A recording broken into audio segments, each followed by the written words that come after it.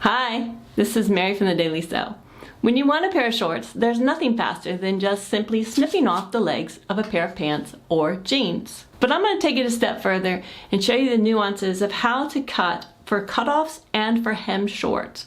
I'm going to show you how to mimic the look of thick jeans thread without buying jeans thread, and I'm going to show you how to smoothly and deftly sew over any thick seams if you choose to hem your shorts.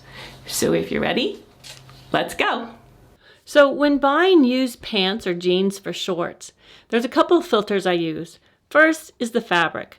The more cotton in jeans, the longer they will last as jeans. The more elastic fibers, polyester, spandex, the less durable they are, because sometimes the elastic can stretch stretch, and then you have little puckers. So you want to look for natural fibers, cotton, linen, hemp, those kind of things. They're very durable and they're great for warmer weather. The next thing I look at is labels, not for status, but for size and quality. I know certain brands fit me, I know certain brands don't fit me, so I look for those kind of labels. I also know certain brands are made cheaper than others, so that's a good filter for just quickly getting rid of some pants and seeing which other ones need a second look. And then the last thing I look at is condition of those pair of pants. Does the zipper work? Are all the buttons there? Are there holes in the legs, which won't matter with shorts if they're low down? Stains, things like that. So those are the three filters I use. I get through the racks pretty quickly that way. Okay, the first thing you're going to need are the pants. And make sure they're washed and not stretched out from wearing them. Then you're going to need some sharp scissors, something to mark the fabric with, either a Frixion pin, a chalk marker designed for fabric, or soap. You need a ruler, and if you're going to hem your shorts, you're also going to need pins, a denim needle or a needle that for the weight of your pants. It's usually around a size 100 for pants. You're going to need thread, either top stitch thread to match the thread already on the jeans, or 2 spools of regular thread that when side by side they blend to match the color, like this orange and tan. They kind of look like gold when they're together. You'll also need a piece of cardboard that can be folded to make different thicknesses, or a seam jumper. Many machines come with these now, or you can use one of the legs you'll cut off the pants. With the pants on, you want to stand in front of the mirror and decide how long or short you want them to be. Mark the pant leg on the outside seam on the same side as your pencil holding hand so you don't cross over your body when you mark the leg. You only need to mark one leg. So now at the work table, we're going to measure down from the waist seam to the mark where you marked your desired length. If your pants don't have a waistband, measure down from the top of the pants. Note this distance. Go ahead and write it down before you forget it. This is the finished length of your shorts. If you're making cutoffs, you're going to add a 1/2 inch to this measurement. Because the cut edge is going to fray, the shorts will become shorter than where you cut. So this little bit, this 1/2 inch, lets them fray and still be wearable. If you are hemming the shorts, you'll need to add the hem allowance to your length. The hem on jeans, how far up from the bottom of the jeans the stitches are, is typically 5/8 of an inch. Your hem allowance is that measurement times 2, or in this case 1¼ inches. Okay, grab the waistband at the center back belt loop and the button or snap, which is at center front, and gently pull so the pants sort of fold themselves with the outside seam that you've marked laying on top.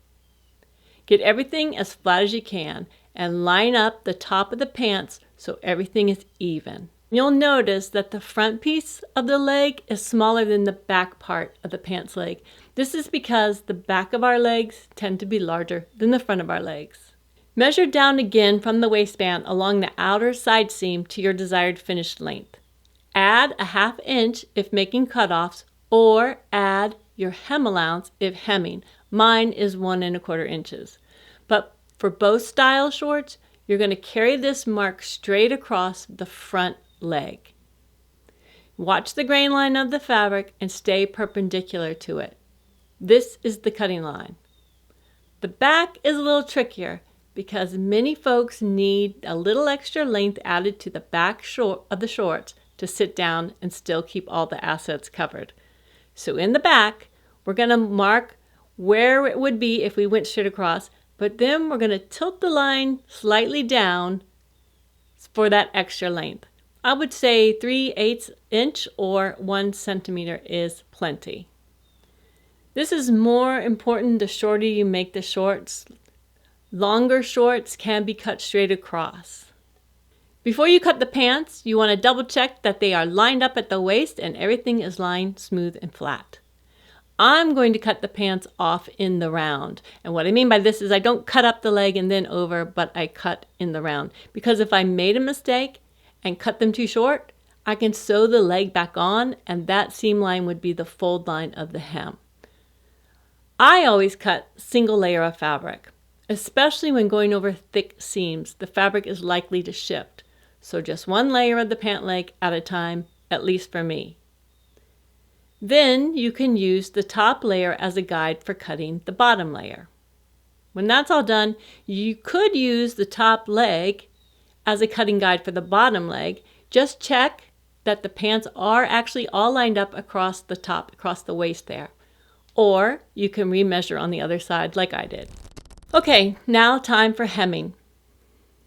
Start at the seam and measure up from the cut edge the full hem allowance and fold so the seams match.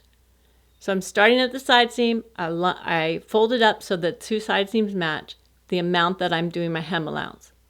You're going to press each section after folding to make a crease. The pant leg will look a little odd because of the slant cutting line in those two spots there. This is okay.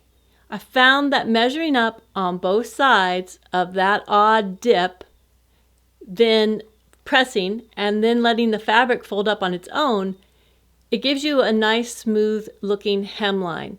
It looks a little odd, but it all comes out well in the end, I promise. You're going to unfold this hem that you've just pressed up, and then you're going to take the cut edge up to meet the crease you just made. Then fold again on the first fold. Pin and press as you go. Okay, let's go ahead and set up the sewing machine. First thing you want to do is remove the table so you have the free arm showing. That way the narrow jean leg can go around the free arm nice and smoothly.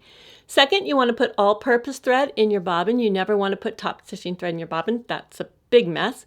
You want appropriate size needle for your fabric. So if you have denim, make sure it's a denim needle or at least a very heavy-duty needle and a regular presser foot. So if you're going to do 2 spools, a lot of machines have a second spool holder.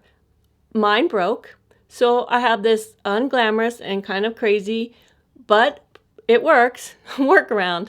And that I have my spool up high to the machine height, and so the thread can just come on off. Now I have a knitting needle, and you can't have that part of the needle on the top because the thread just gets tangled on it. So you have to have kind of a free arm. They sell these kind of, not that kind, but they sell thread guides for a second or a third spool, but my workaround was free, so there you go. We're going to thread the 2 threads individually, but they'll go on the same track. So 2 spools of thread, you just thread your machine as normal, just do 1 thread at a time. A denim needle and a top stitch needle have a fat eye because they a lot of times use top stitch thread, which is thick. So if you have that kind of needle, you won't have a problem getting 2 threads through the needle. Just remember to thread them, the 2 different threads individually. Of course, you can use top stitch thread instead of 2 threads. That will be up to you. Before you start sewing, you want to test your stitches. Okay, we're going to start at the inseam so that when you meet up again, your overlap stitches are going to be less noticeable. Because of the thick seam, because it's actually 3 thicknesses here, 3 layers, you can see how the presser foot tilts back. The key to nice top stitching and being able to sew through these thick denim seams is to keep the presser foot level. So there are gadgets specifically for this, and a lot of new machines now come with one of these plastic things that you can change the height. You put it behind the needle to even out the foot as you sew over any thick seam. You can also use a piece of cardboard that you can fold to the same thickness that you need. That could work. Or you can fold the pant leg that you just cut off a few times, like we did the cardboard, to equal the thickness that you need so that the foot is nice and level. Whatever you use, you're going to place it behind the needle under the presser foot. Lower the needle into the fabric and stitch slowly over the seam.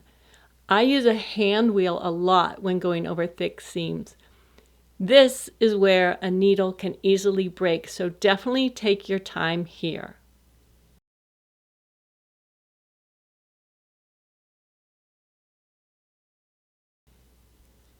After sewing over the seam, the presser foot starts to tilt down. So now you're going to place your object under the presser foot in front of the needle. But just take a couple of stitches at a time, or you're going to run the risk of sewing over your object. And ask me how I know. You'll need to gently tug the back away from you because the pants will kind of get hung up there under the presser foot. This has to do with the thickness. So just give it a little gentle tug until you feel that everything is sewing and moving smoothly. As you sew, make sure your pockets are pushed up and out of the way so you don't run over them.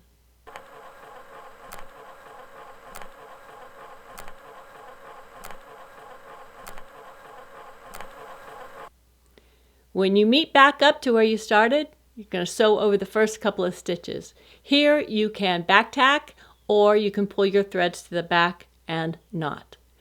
Make sure you sew the other leg, and when you're done, trim any threads and give the stitches a good press. Then put on those shorts and get outside. All right, we're done. We have a new pair of shorts to wear.